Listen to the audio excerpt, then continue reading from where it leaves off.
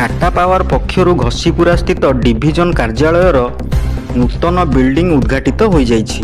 एही उपलक्षे आयोजित उद्घाटनी उत्सव रे टाटा पावर निर्धन ओडिशा सीईओ गजानन एस काले, सुपरिटेंडेंट इंजीनियर रश्मिकांत बेहेरा और डिविजन मुख्य अश्विनी कुमार महांतक प्रत्यक्ष तत्वावधान रे नूतन बिल्डिंग शुभारंभ और पूजार्चना करा जाइथिला।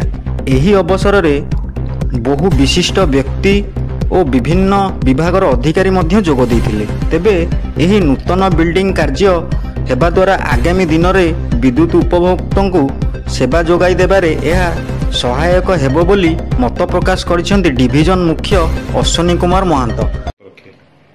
नमस्कार, निर्वाही जंत्री आनंदपुर मुझे चाहिए कि आम नूतन भवन के निर्माण हो तार आज शुभ उद्घाटन थिला।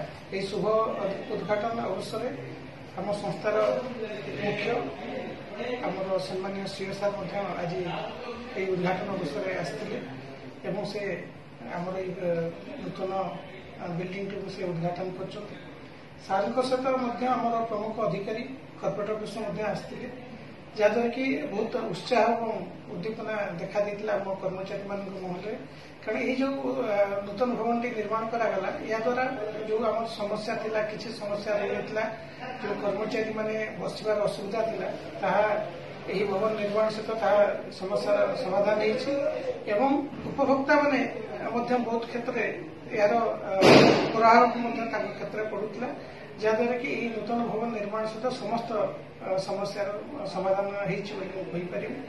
तेणु समस्त धन्यवाद ज्ञापन। केन्दुझर गगन बेर दास को रिपोर्ट G9 ओडिया।